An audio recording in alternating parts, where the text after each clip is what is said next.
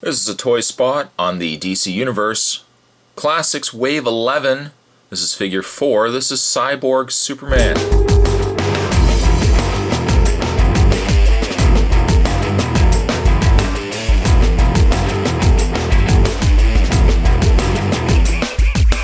And let's get a look at the package before we get the figure looked at. I like it that the traditional packaging is being used. However, they've put these embossed, I guess if you want to call it embossed, they've put an overlay of the plastic with the Sinestro Corps logo, and I think that's a nice little touch to the packaging. Down below you can see Cyborg Superman, right here. Includes the Collect and Connect figure piece. Interesting that this piece comes with the head and lower torso of Kilowog. I think it's one of the few figures that I remember seeing that had separate pieces from one another. On the back, the other figures in this wave, we've got Catman Tui, we've got Shark, we've got Deadman, we've got John Stewart, Question, and Cyborg Superman. Of course, we've also got the Steppenwolf in the middle. Came with 2 variants. And the read-up, biography, says after being destroyed in a radiation accident, Hank Henshaw became a being of pure energy. Henshaw beamed his consciousness into the Kryptonian birthing matrix and brought Superman to Earth. Oh, that brought Superman to Earth. The experience granted him an irrational hatred of Superman, utilizing the Matrix again to construct a cyborg body out of Superman's DNA and Kryptonian alloys. He teamed with the interstellar tyrant Mongol and began wreaking havoc throughout the universe. I find it's a bit hard to read. They've got these little lines going through these, kind of like it's being warped, I guess. But I mean, it's a little hard to read some of the text that's on here. Statistics: first appearance, Adventures of Superman 466, 1990. Real name Hank Henshaw. Occupation mass murderer. Fantastic. Base of operations, Terran solar system. Special abilities, able to control electronics, can create new bodies for himself out of machinery. Invulnerable, able to create and manipulate objects with 5, not 1, not 2, not 3, not 4, but 5 Sinestro Corps rings. The very cool Cyborg Superman. There's packaging on Cyborg Superman. Let's not waste any more time looking at this. Let's get the package to open up. Let's get a look at the figure. So stay tuned, guys. Now, I've really dropped the ball this time, guys. Checklist time, checklist. You know, it doesn't help the fact that I'm reviewing my favorite figures from this wave. What ends up happening, though, is that when it comes to the checklist of parts, case in point, Kilowog here comes with his lower green underoos, I guess, his little lower torso, and of course his head. The downside, though, being that this is the second review I've done, the only other figure piece I have is the arm from John Stewart. And as you can see, unless you really wanted to put his arm into his leg, Kilowog stays and remains very unfinished. But yeah, hopefully the next figure I'm going to actually get some torso or something going on that I can start putting these accessories together. But checklist time. Cyborg Superman comes with not only the head, but the lower underoos of Kilowog. So we'll just put those down there for now. And we'll look at the figure, the very nice Cyborg Superman. And the sculpt's really decent on this figure. While I don't know about everyone else, but I was really thinking, in my infinite wisdom, I was really expecting that Cyborg Superman was a repaint, was a simple repaint of the DC Universe, DC Superheroes Cyborg. It is actually not. I'll move him over. And just for a comparison, I'll bring in the original Cyborg Superman from the DC Universe. And I think the most obvious reason why is quite apparent. As you can see, he doesn't have the split-legged problem that was the big issue with the DC Universe figures. I still I'm glad they fixed it for the DC Universe figures, because the DC superhero figures really did not like the fact that their legs spread apart so much, and this piece always was going to get loose. So it looks like they've actually used the lower torso from a standard Superman figure from the DC Universe wave. However, they've then taken the liberty and they've used the upper torso. Looks to be the upper torso from the DC Superheroes line. And I'm trying to make out whether they've actually used the DC Universe or DC Superheroes Cyborg Superman or the regular Superman's arm, or if they've used the Universe arm.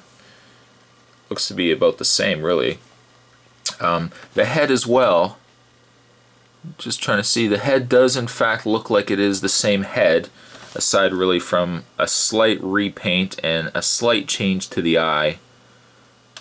But aside from that, it looks like, yes, in fact, they've only used the lower torso of a DC Universe Superman, and then the upper half they've utilized the DC Superheroes Cyborg.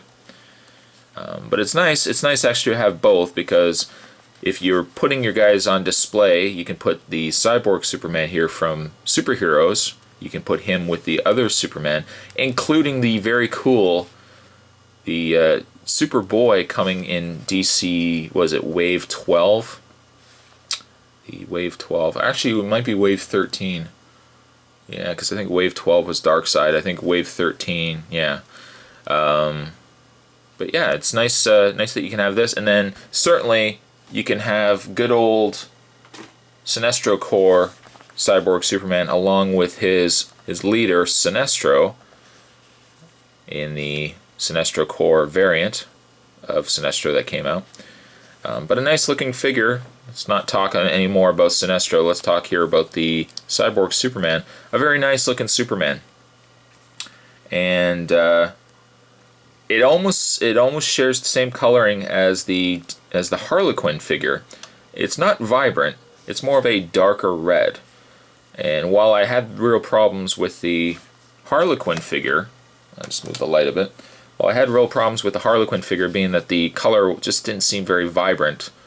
I think I can accept it with the Cyborg Superman because the fact that his red isn't a vibrant red anyways. It's a little darker of a red. As you can see here, he's sporting his Sinestro Corps Superman emblem here, which I think looked really nice.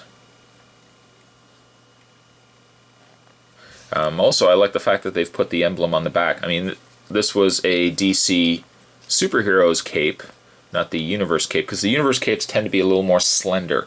The superhero capes tend to, be all over the place, and they're a little bit longer, I believe, as well. In the way of his accessories, that's where I basically cut off right here. He has no accessories, really, aside from the already mentioned Kilowog pieces. He sadly doesn't come with any accessories. And the fact that he utilizes the upper torso of the Superheroes Superman, he has closed fists, which really works fine because he's got his Sinestro rings on the one side, the yellow rings. But it would have been nice maybe if the other arm was, or the other hand was opened. Not that really matters because, again, he doesn't come with any accessories. It would have been nice if he came with some sort of energy ring construct. I mean, that would have been nice. Or if he had come with a lantern. I don't know if really he uses the... I'm trying to remember reading these Sinestro Corps comics. I don't remember him ever utilizing much of a lantern. I might be wrong about that, but... in the way of his articulation, he has standard DC Universe articulation. So he can move his head back to right. Oh! But he doesn't really have up to down.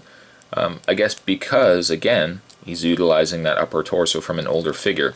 He does have the ball-jointed shoulders. He has the bicep swivel. You can bend at the elbow. You can rotate his very cool hand. As you can see, they've retooled it with the rings. You can bend at the mid-torso, rotate the waist. You can bend the legs in and out, back and forth. Rotate the thigh, bend at the knee, and bend at the foot.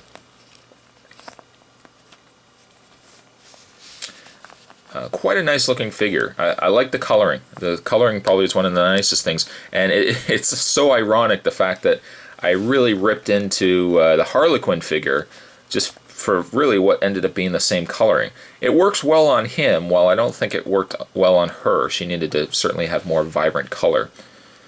Out of 10, I would probably give this guy a good solid 8.